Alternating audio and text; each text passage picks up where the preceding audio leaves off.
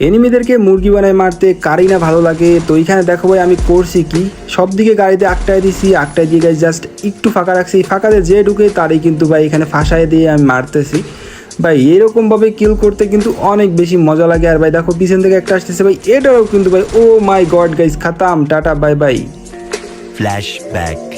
তো গাইজ হয় কি হচ্ছে, আমার কাছে অনেকগুলো গাড়ি থাকে, তো আমি মনে করি যে এখানে একটু ঝামেলা করতে হইব। আর এই ভাই একটা জিনিস খেয়াল করো, হ্যাঙ্গারে কিন্তু এই জায়গাটা তোমরা 3টা গাড়ি হইলেই কিন্তু পুরো একদম ফুলি কাভার করা যায়। তো আমার শয়তানি মাথায় শয়তানি একটা বুদ্ধি খাটিয়ে যে আমি সবগুলো জায়গা বন্ধ করে দিব আর একটু ফাঁকা রাখবো যাতে এই এনিমি ঢুকতে পারে। আর এনিমি ঢোকার সাথে সাথে ওদেরকে এমন একটা সারপ্রাইজ দিব ভাই, সারপ্রাইজ দেখে ভাই ওরা পুরো অবাক হয়ে যাবে। তো যার জন্য আমি কিন্তু সরাসরি নিয়ে নিই গাড়ি, আর গাড়ি নিয়ে গেছে এখানে দেখো করিটা কি, এখানে টুকটুক করে ভাই সবার আগে ভালোভাবে গাড়িটা সেট করতে হবে। তোমরা যদি এখানে পাকনাম করে গাড়িটা ঠিকঠাক সেট না করো তাহলে কিন্তু ভাই পিছন থেকে মাইর খাওয়া যাবে। তো এখানে কোনো বোকামি করা যাবে না। ভাই এত ফাঁকা রয়েছে কেন ভাই, কোনো রিস্ক নেওয়া যাবে না ভাই, আগে চেক করে দেখতে হবে। দেখো ভালো করে গাড়িটা সেট করতে হবে যাতে কেউ ঢুকতে না পারে এই সাইড দিয়ে। একদম পারফেক্ট ভাই, একদম পারফেক্ট হচ্ছে। গাড়িটা এখানে ফাটায় দিব ভাই, গাড়িটা একদম A to Z ভাই, মানে কোনো রাখি না ভাই, পুরো একদম ফাটাই দিতে হইব ভাই। এদিকেও একটা মনস্টার ট্রাক আছে, এখানে আরেকটা আছে ভাই। এই দরজাটা একটু বেশি বড় ভাই, এই দরজাটা একটু বেশি মানে ফাঁকা আর কি, এদিকে একটু ভালো করে সেট করতে হবে। মানে ফাঁকা বলতে গেলে যে এই হ্যাঙ্গারে রিভাইভ অপশনে সবগুলো ঘরে মানে সবগুলো মানে রিভাইভের এই ঘরটার কিন্তু মানে যেগুলো দরজা আছে সবগুলো কিন্তু একটু বেশি বড়।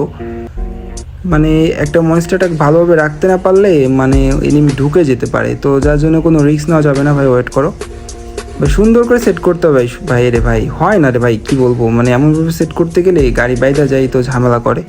তো এখানে কিন্তু ভাই এটা সেট হয় না, আর একটু সামনের দিকে যাবে। হ্যাঁ এবার ঠিক আছে ভাই, এবার ঠিক আছে। দাঁড়াও আমি মানে বৈশাখ কিন্তু ঘরের ভিতরে চলে আসলাম, দেখি ঢোকা যায় কিনা। ঢুকতে পারবে না, সমস্যা নেই গাইজ, আমরা এখানে গাড়িটা কিন্তু ফাটায় দিলাম। তো আরেকটা গাড়ি আছে গাইজ, এটা আমরা এমনভাবে সেট করব যাতে এনিমি ঢুকতে পারে ঘরের ভিতরে, কারণ এটাও যদি আমি এভাবে বন্ধ করে দিই তাহলে কিন্তু রিভাইভ অপশনের ভিতরে কেউ ঢুকতে পারবে না, বুঝছো। মানে এমন একটা অবস্থা হয়ে যাবে যে কেউ চাইলেও কিন্তু রিভাইভ দিতে পারবে না। তো আমি এত বড় বোকামি করবো না, আমি কিন্তু অল্প একটু জায়গা ফাঁকা রাখবো, দেখি আর একটু মানে ফাঁকা রাখার মতো ব্যবস্থা করে এই গাড়িটা ঢুকাই দেবো ভিতরে ভাই। এই পাশে জায়গা রাখলে হবে না, এই পাশে রাখতে হবে। হ্যাঁ ভাই এবার ঠিক আছে, এই পাশে কিন্তু চাইলেই কেউ ঢুকতে পারবে। হ্যাঁ দেখি যাতে আমার কেউ দেখতে না পারে, আমি সামনে কিন্তু এখানে থাকবো যাতে কেউ দেখতে না পারে, চাকাটা দিকে ঘুরাই দিলাম। তো দেখো ভাই এখানে কিন্তু চাইলেই এনিমি ঢুকতে পারবে, বাট আমার কিন্তু দেখতে পারবে না। তো এখানে ফাইনালি আমি গাড়িটা ফাটাই দিব, ফাটাই দিয়ে দেখি ওয়েট করবো। এবার হচ্ছে গাইজ দেখো আগে এমনি কিন্তু চাইলেই কিন্তু কেউ ঢুকতে পারবে ভাই, যে লাভ দিলেও ঢুকতে পারবে, এমনিতে ঢুকতে পারবে।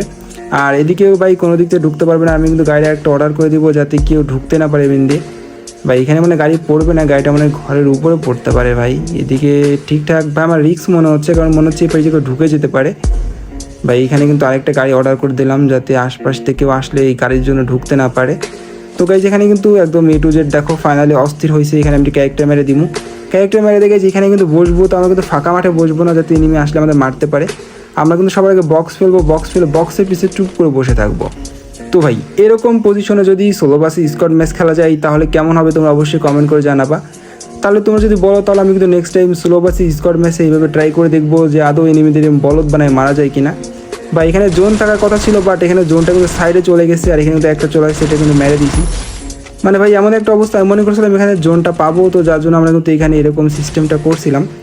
আর কোলকটারে কিন্তু এটা করা যায় না, কারণ কোলকটারে কিন্তু গাড়ি রাখার মতো কোনো জায়গা নাই। তাই এখানে আরেকটা চলে আসছে, তো এটারে কিন্তু এখানে মাইরা দিই। তো মারার পর আমার একটা জিনিস খারাপ লাগে, জোনটা কিন্তু এখানে নাই। আমি কিন্তু এত সুন্দর করে সব কিছু ঠিকঠাক করলাম, যদি জোন এখানে না থাকে তাহলে কিন্তু এনিমি এখানে আসবে না।